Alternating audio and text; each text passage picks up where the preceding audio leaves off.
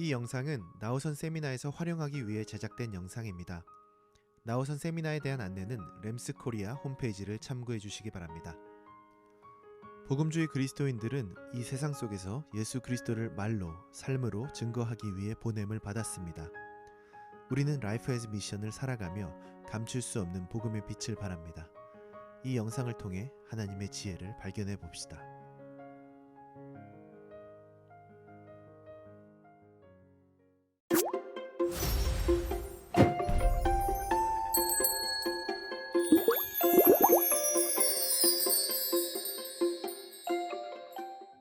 여러분 안녕하세요. 저는 조이선교회라는 청년 대학생 선교단체에서 일하는 정희원 간사라고 합니다. 만나 뵙게 되어서 반갑습니다. 조이선교회는 Jesus First, Others Second, You Third, and Spell Joy, 예수님을 첫째로, 이웃을 둘째로, 나를 맨 마지막에 둘 때 예수님 안에서 진정한 기쁨이 있다는 조이 스피릿을 가지고 활동하는 선교 단체입니다. 캠퍼스 사역은 대학 캠퍼스에 기독교 동아리로 등록을 해서 대학생들을 만나 복음을 전하고 성경을 가르치고 좀 전에 말씀드린 조이 스피릿대로 사는 삶을 보여줌으로써 학생들에게 예수님을 소개하는 사역입니다. 그리고 그런 일을 하는 사람들을 간사라고 부릅니다. 어떤 분들은 저희를 가리켜 캠퍼스 선교사라고 부르기도 하시는데요. 저는 그냥 희원 간사라고 불리는 것이 제일 좋습니다. 저 역시 제가 대학생 때 저희 간사님을 통해서 회심을 경험했기 때문에 누군가는 계속 캠퍼스에 남아서 그 일을 감당해야 한다는 아주 단순한 동기로 간사가 되었는데요. 신학생도 아니고 일반 대학을 졸업한 제가 선교단체 간사로 살겠다고 했을 때 저희 부모님들이 엄청 반대하셨거든요. 그래서 처음에는 은혜의 빚을 갚는 심정으로 딱 3년만 하고 그만두려고 시작한 일이 올해로 벌써 25년째가 되었습니다. 그 25년 동안 저와 같이 조이선교회 간사로 일하는 남편을 만나 결혼도 하고 예쁜 딸도 둘이나 얻고 부유한 적은 없었지만 부족함 없이 잘 살고 있습니다. 제 소개가 길었네요. 지난주에 이어 오늘 제가 다룰 내용은 우리의 교재 케이프타운 서약 67쪽부터 77쪽에 나와 있는 세상 속에서 그리스도를 증거하는 삶에 대한 것입니다. 사람들은 최초의 선교사라는 말을 들으면 사도행전 13장의 안디옥 교회가 기도하고 금식하고 안수하며 파송한 바울과 바나바를 떠올립니다. 그래서인지 그동안 교회 안에서 강조되는 선교에 관한 슬로건은 나가는 선교사나 보내는 선교사가 되어주십시오 라는 것이었습니다. 복음을 전하는 일은 바울과 바나바와 같이 특별하게 잘 훈련된 사람들의 일이니 그렇게 특별한 소명이 있는 분들은 나가는 선교사로서의 삶을 살고 그렇지 않은 분들은 기도와 재정 후원으로 나가는 선교사들을 돕는 보내는 선교사의 삶을 감당해야 한다는 외침이었지요. 하지만 사도행전을 더 자세히 들여다보면 바울과 바나바보다 이미 앞서서 복음을 전한 이들이 있었습니다. 바로 유대인 디아스포라들입니다. 디아스포라란 흩어진 사람들이라는 뜻인데요. 유대인으로서 예수님을 믿었으나 복음의 박해를 피해 또 생계를 위해 원래 살던 고향을 떠나 헬라 문화권으로 이주해서 자연스럽게 그들의 일터에서 그들이 살아간 삶터에서 예수님을 전한 사람들이었습니다. 이들은 신학적으로 훈련받은 사람들이 아니었기 때문에 오히려 더 창의적인 방법으로 예수님을 소개합니다. 예를 들면 정통 유대인들은 예수님을 소개할 때에 기름 부음 받은 자라는 뜻의 히브리어 메시아라고 표현하지만 유대인 디아스포라들은 동일한 예수님을 소개하면서 구약적인 배경이 없는 헬라 사람들을 위해 헬라인들이 쉽게 이해할 수 있도록 그들이 원래 가지고 있었던 신적 개념인 고대 그리스어 퀴리어스라는 말로 소개하거든요. 이는 예수님을 전하는 사람이나 듣는 사람이 같은 삶의 현장 안에 있었기 때문에 더 잘 설명할 수 있고 더 잘 알아들을 수 있는 선교의 방식이었습니다. 저희 조이선교회에서는 아주 오래전부터 학생들에게 가르치는 선교의 원리가 있습니다. 바로 BCC라는 것인데요.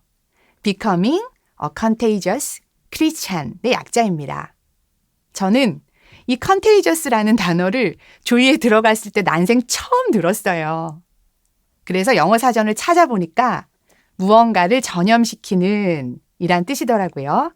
그러니 becoming a contagious Christian 이란 말을 직역하면 예수를 전염시키는 그리스도인 되기 라는 뜻이 되는 거죠. 그리고 저는 코로나 시대를 지나면서 비로소 이 contagious라는 단어의 뜻을 제대로 더 실감하게 되었습니다. 코로나에 심하게 걸린 사람들은 고열이 나고 마구 기침을 하고 찢어질 듯한 목의 통증 때문에 심지어 목소리가 변하기도 합니다. 그런 사람들을 만나면 사람들은 단박에 이 사람이 코로나 환자라는 것을 알 수 있습니다. 이와 동일하게 우리의 삶이 예수 바이러스로 충만할 때에 사람들은 우리가 그리스도인이라는 것을 단박에 알게 될 것입니다. 우리는 그 사실을 숨길래야 숨길 수가 없으니까요. 예수님을 믿는 우리는 온유하고 겸손하고 오래 참고 서로를 긍휼히 여기고 사랑으로 용서하고 정직하게 행하고 공의를 외치고 하나님이 창조하신 이 세상과 가난한 이들을 돌보며 화평케 하는 일들을 감당하는 삶을 살게 되지요. 그리고 그때에 세상 사람들은 알게 됩니다. 우리가 예수 바이러스에 단단히 감염되었다는 것을요. 그리고 이것을 케이프타운 서약에서는 우리가 진리를 살아내고 선포하는 진리의 사람들로 부름받았다라고 쓰고 있습니다. 저희 남편은 우리나라에 와서 유학을 하는 외국인 유학생들을 섬기는 일을 합니다. 주로 하는 일은 한국어를 가르치는 것이고요. 주말에는 시간을 내어 외국인 유학생들이 가보고 싶어 하는 경복궁 투어를 하기도 하고 아침 고요 수목원 같은 경치 좋은 곳에서 피크닉도 하고요. 다리를 다친 필리핀 학생이 병원에 가야 할 때는 차를 태워주기도 하고 파키스탄 학생의 자취방에서 파키스탄 음식을 함께 나누어 먹기도 하고 졸업식에 가서 사진을 찍어주기도 합니다. 예수님에 대해서는 거의 말하지 않습니다. 그러던 어느 날 한 친구가 이렇게 물어봤대요. 왜 그리스도인들은 하나같이 친절하고 겸손합니까? 그때 우리 남편이 이렇게 대답했대요. 우리를 구원하신 예수님이 친절하고 겸손하셔서요. 그리고 그 주에 그 친구는 영어 예배에도 따라갔습니다. 할렐루야! 하지만 아무리 코로나 바이러스에 감염이 되었다고 하더라도 우리가 집안에서 격리된 삶을 산다면 다른 사람들에게 아무런 영향을 줄 수 없을 것입니다.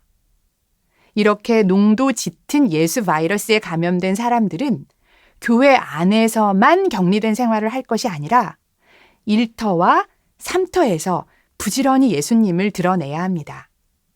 케이프타운 서약 71쪽에 있는 것처럼 사역과 선교를 풀타임, 즉 전임 사역자들과 선교사들만의 일로 생각하지 않고 하나님이 일하도록 부르시는 곳이면 어디든 일상의 사역과 선교를 수행해야 하는 것입니다. 바이러스에 짙게 감염된 사람 곁에서 밀접하게 지내면 그는 감염될 확률이 높아집니다. 함께하는 시간이 길수록 함께 먹고 마시는 기회가 늘어날수록 예수님은 더 잘 전해지게 됩니다. 제 둘째 딸은 초등학교 5학년입니다. 그리고 저희 집은 아이들이 학교 마치고 모여드는 일종의 아지트 같은 곳입니다. 아이들은 저희 집에서 신나게 놉니다. 저는 그저 아이들이 먹고 마실 수 있는 간단한 간식만 준비해 놓습니다. 어느 날 한 친구 엄마가 화평이 엄마 힘들고 부담되시니까 그 집에 그만 가라고 하셨답니다. 그때 그 친구가 자기 엄마한테 이야기했대요. 엄마, 저랑 화평이 엄마 친해요. 화평이네는 교회 다녀서 괜찮대요. 아이들의 우정 덕분에 친구 엄마들이랑 저도 카카오톡 친구가 되었습니다. 시간 맞춰서 아이들 독감 예방 접종도 같이 하러 가고요. 이제는 화평이도 그 친구 집에 놀러 갑니다. 그 친구 엄마랑 조만간 차도 마시기로 했어요. 조금씩 우리 사이의 거리가 더 가까워지고 있음을 느낍니다. 그러나 우리의 행동만으로는 우리가 그저 태생적으로 착하게 사는 사람인지 예수를 믿어서 변화된 사람인지 구별하기가 쉽지 않습니다. 평상시에는 우리의 삶을 통해 그리스도를 증거하겠지만 언젠가는 마스크를 벗어던지고 꾹 닫고 있던 입술을 열어 복음의 비밀을 이야기해 줄 수 있어야 하겠습니다. 베드로전서 3장 15절에 나와 있는 것처럼 너희 마음에 그리스도를 주로 삼아 거룩하게 하고 너희 속에 있는 소망에 관한 이유를 묻는 자에게는 대답할 것을 항상 예비하되 온유와 두려움으로 일상의 공적 대화에서 성경적 진리를 변론하고 예언자적 적실성을 지닌 진리를 말할 수 있어야 합니다. 지금 보여드리는 이미지는 제가 카카오톡 이모티콘 중에서 제일 좋아하는 존댓말 톡입니다. 그냥 보고만 있어도 기분이 좋아지거든요. 가끔 이 아이들의 모션을 따라할 때도 있습니다. 냉냉냉! 파이팅 하세요! 여러분도 기분이 좀 좋아지시나요? 앞서 말씀드린 contagious라는 단어의 속뜻에는 누군가의 미소를 볼 때 저절로 따라하게 되고 닮고 싶어지고 그래서 긴장을 사라지게 만드는 그런 뉘앙스가 있대요. 우리가 세상 속에서 그리스도를 증거한다는 것도 이런 의미이기를 바랍니다. 누군가를 강요하거나 억압하거나 두렵게 하는 방식이 아닌 우리를 보는 이들이 우리의 삶의 방식을 저절로 따라하게 되고 우리의 성품을 담고 싶어 하고 그래서 그리스도인들이 있는 곳에는 긴장이 사라지고 안전함을 느끼고 평화가 깃드는 그런 방식으로 복음이 전해지기를 소원합니다. 아침에 눈을 떠서 제일 먼저 확인하는 핸드폰 문자 메시지, SNS, 출근길에 마주치는 수많은 간판들, 쏟아지는 유튜브 광고들, 각종 드라마와 영화, 우리의 일상에 공기처럼 채워져 있는 이 수많은 영역들에서도 진정한 그리스도인들을 더 많이 만나고 싶습니다.